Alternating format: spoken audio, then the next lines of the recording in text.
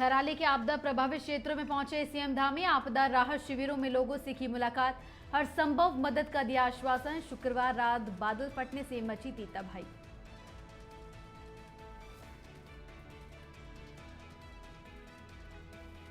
पूर्व सीएम तीरथ सिंह रावत का प्रदेश की नौकरशाही पर हमला, कहा उत्तराखंड में अब भी जमकर हो रहा भ्रष्टाचार। जिन सपनों के लिए राज्य बना था वो उत्तराखंड अब भी नहीं बना।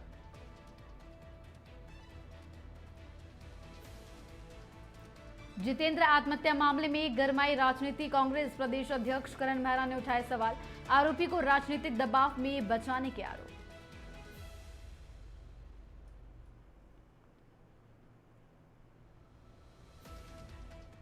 वंदे भारतम इंडिया हेड में आप सभी का स्वागत है। मैं हूं आपके साथ ऋतुश्री पथरिया। नजर डालते उत्तराखंड की खबरों पर।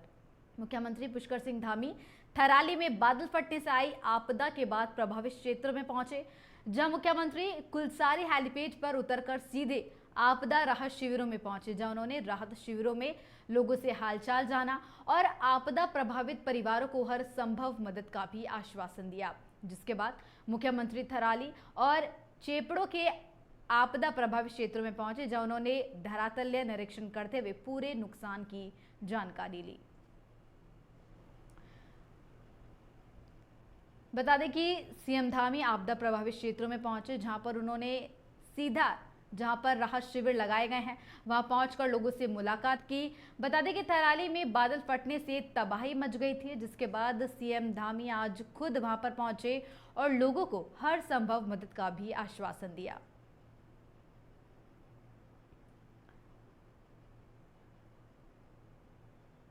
बता दें कि चमोली के थराली में बाहरी तबाही के बाद सीएम धामी आज खुद वहां पर पहुंचे, जहां पर उन्होंने शिविरों में पहुंचकर लोगों से बातचीत की। उनको हर मदद का आश्वासन सीएम धामी की तरफ से दिया गया, तो वहीं सीएम ने हर मदद का आश्वासन लोगों को दिया। काफ़ी नुकसान हुआ है, जान माल की बड़ी क्षति हुई है। रेल लाइनें भी ध्वस्त हुई हैं, सड़कें पूरी तरह से इस आपदा की चपेट में आ गई, मकान आ गए, लोग आ गए। और यहाँ पर थराली में और चेपड़ों में दोनों स्थानों पर लोगों को चेपड़ों से भी निकाला है, घायलों को अस्पतालों में भर्ती कराया गया है, एम्स भी भेजा गया है। तो ज़रूरी सहायता है सब की जा रही है। हमारा प्रयास है जल्दी से जल्दी पहले सभी व्यवस्थाएं इकट्ठी कराएं। पूर्व मुख्यमंत्री तीरथ सिंह रावत ने प्रदेश की नौकरशाही पर करारा हमला बोला है। पूर्व मुख्यमंत्री तीरथ सिंह रावत ने कहा कि उत्तराखंड में अब भी जमकर भ्रष्टाचार हो रहा है। दरअसल उन्होंने ये बातें मसूरी में एक कार्यक्रम के दौरान कही। उन्होंने कहा कि उत्तराखंड बनने के बाद भी भ्रष्टाचार का ट्रक उसी रफ्तार से चलता रहा। फर्क बस इतना है कि अब ड्राइवर और यात्री दोनों ही यहीं के हो गए हैं। उन्होंने कहा कि जिन सपनों के लिए राज्य बना था वो उत्तराखंड अब भी नहीं बन पाया है।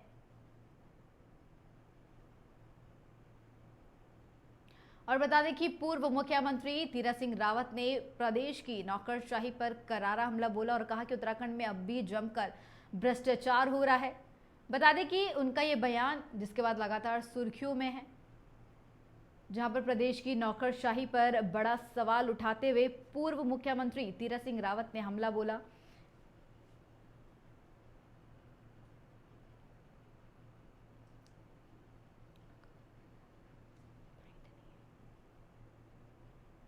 उत्तराखंड कांग्रेस प्रदेश अध्यक्ष करण मेहरा ने कांग्रेस मुख्यालय देहरादून में प्रेस वार्ता की।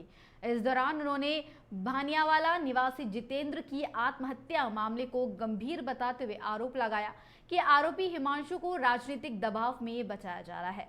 मेहरा ने कहा कि मृतक के परिजनों के अनुसार आरोपी के भाजपा के बड़े नेताओं से संबंध है।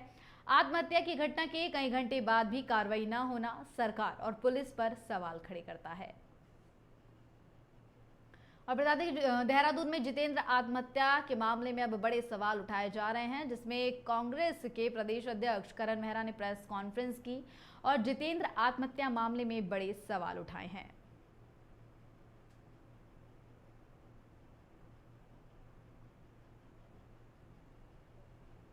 देखिए, जितेंद्र के जो आत्महत्या का केस है उसमें उनके पिताजी के द्वारा एक एफआईआर लिखाई गई जिसका एफआईआर नंबर 44 है।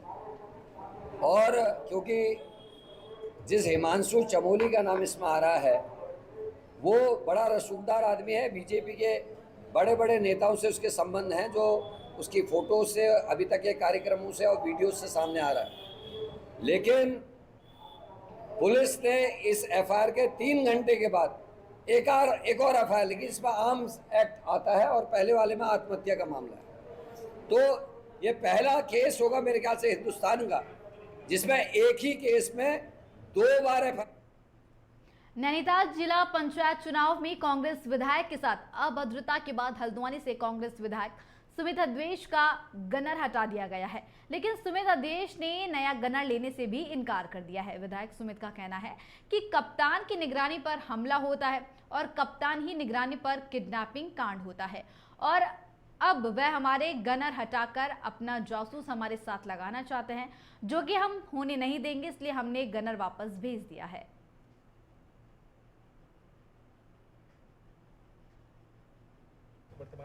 नहीं, ये साबित कर दिया है, ये जो कप्तान साहब है इन्होंने साबित कर दिया है राजनीतिक कप्तान है। पूरी भारतीय जनता पार्टी के द्वेष भावना से हमारे प्रति कार्य कर रहे हैं। अरे मेरा गनर है, मैं कोई कंप्लेंट करता या मुझे लगती कमी तब आप हटाइए।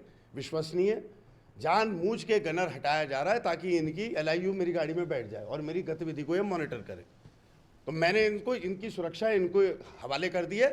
हाँ, मेरे पे ज़रा सी भी आँच आई, ज़रा से भी आँच आई, मेरे साथ कुछ भी होता है, मैं कह रहा हूँ रोड एक्सीडेंट हो जाए, कुछ भी हो जाए, इसकी जिम्मेदारी पूर्णतः नैनीताल पुलिस की और राज्य की सरकार की और इन कप्तान साहब की है।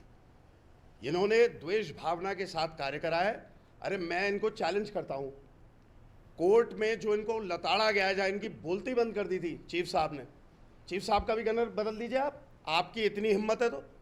आप हमें आईना दिखाने का काम कर रहे हो, गलत काम पहले आप करते हो, अपहरण आपकी निगरानी।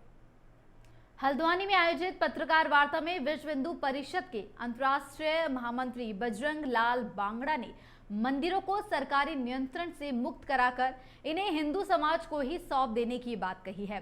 उनका कहना था कि हिंदू लोगों की तरफ से चढ़ाया गया चढ़ावा हिंदू समाज के ही उत्थान में लगाया जाना चाहिए। उन्होंने बताया कि इस संदर्भ में अनेकों राज्य सरकारों से बातचीत चल रही है और बहुत जल्द कुछ सकारात्मक परिणाम आने की आशा है।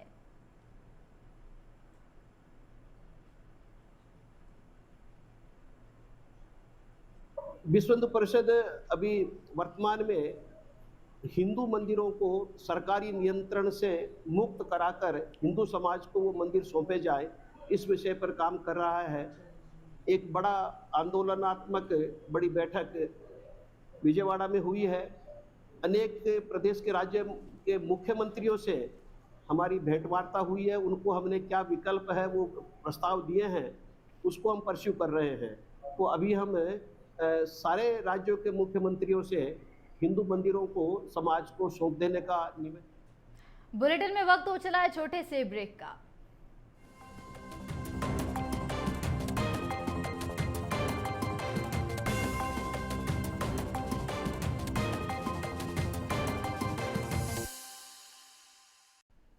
तो ब्रेक के बाद आप सभी का फिर से स्वागत है। बढ़ते हैं खबरों की ओर। अल्मोड़ा का नंदा देवी मेला हर वर्ष की भांति इस वर्ष भी आयोजित किया जाएगा, जिसके लिए मंदिर समिति की ओर से तैयारियां शुरू कर दी गई है।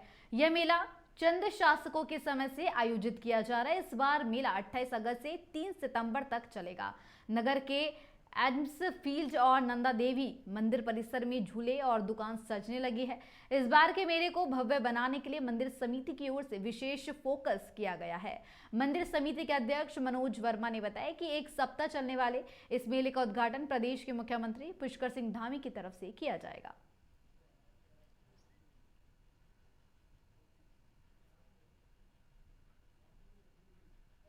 उत्तराखंड का प्रसिद्ध मां नंदा देवी का मेला आगामी 28 अगस्त से लेके 3 सितंबर तक ये यात्रा मेला होना है और 3 सितंबर की मां की शोभा यात्रा के इस मेले का समापन होगा। और इस वर्ष हमने अब सोचा है कि इस मेले का जो विधिवत शुभारंभ जो किया जाता है वह पंचमी की पूजा के साथ किया जाता है, जिसमें कि चंद्र वंशज विगत वर्ष की भांति इस वर्ष भी आ रहे हैं और साथ में सांस्कृतिक पहलू कार्यक्रमों के शुभारंभ के लिए हमारे सूबे के मुख्यमंत्री माननीय पुष्कर सिंह धामी जी का अल्मोड़ा आगमन निश्चित होना जा रहा है और इसमें वो भी कहे और इसके साथ ही इस बार हमने इस मेले को और भव्य बनाने की पूरी हरिद्वार के पिरान कलियर थाना क्षेत्र के रांगडवाला गांव में एक पिता ने गुस्से में आकर अपने ही इकलौते बेटे की हत्या कर दी। जानकारी के अनुसार 35 वर्षीय सनी और उसके पिता घसीटा के बीच किसी बात को लेकर के विवाद हुआ, जो इतना बढ़ गया कि पिता ने नुकीले हथियार से बेटे के सीने में वार कर दिया। सनी की मौके पर ही मौत हो गई, जबकि आरोपी पिता मौके से फरार हो गया। घटना की सूचना मिलते ही पुलिस और फॉरेंसिक टीम मौके पर पहुंची। शव को पोस्टमार्टम के लिए भेजा गया है और आरोपी की तलाश के लिए टीम का गठन किया गया है। ग्रामीण इस वारदात से सख्ते में है और परिवार को लेकर के चर्चाएं कर रहे हैं।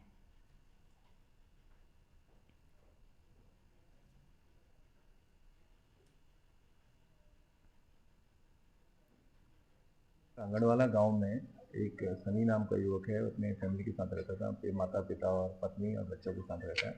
तो यहाँ पर सूचना आई थी कि उसके पिता के द्वारा उसकी हत्या कर दी गई है और यहाँ मौके पर देखा गया कि एक सीने पर किसी नुकीली वस्तु से वार किया गया है और मौके पर बॉडी पड़ी हुई है। उसमें एफएसएल टीम को बुला लिया गया है तथा फॉरेंसिक जो हमारे एविडेंसेस में कलेक्ट किया जा रहा है और अभी इसमें उचित वैधानिक कार्रवाई की जाएगी तथा बॉडी को अभी पोस्टमार्टम के लिए भिजवाया जाएगा। उत्तराखंड में प्राकृतिक आपदाओं का सिलसिला थमने का नाम नहीं ले रहा है। शुक्रवार देर रात करीब 1 बजे थराली कस्बे और उसके आसपास के इलाकों में बादल फटने की घटना ने हड़कंप मचा दिया। देखते ही देखते मूसलाधार बारिश के साथ मलबा कई घरों में घुस गया और सड़कें क्षतिग्रस्त हो गई। स्थानीय लोगों के मुताबिक थराली बाजार, राजीबगढ़ और चेपड़ो गांव में सबसे ज्यादा नुकसान हुआ है। कई वाहन मलबे में दब गए, जबकि कई मकानों में मलबा घुसा और लोगों के लिए मुसीबत बन गया। फिलहाल 2 लोग लापता है, उनके बारे में कोई जानकारी नहीं है। प्रशासन की तरफ से फौरी तौर पर 2-3 जगहों पर राहत शिविरों में लोगों को तत्काल शिफ्ट कर दिया गया है और अभी भी लोगों को सुरक्षित स्थानों पर भेजा जा रहा है। हालांकि थराली और चेपड़ों में एनडीआरएफ, एसडीआरएफ, आईटीबीपी सेना और पुलिस आदि के जवान तैनात किए गए हैं, लेकिन बिना बड़ी मशीनों के यहां हालात सुधरने वाले नहीं हैं।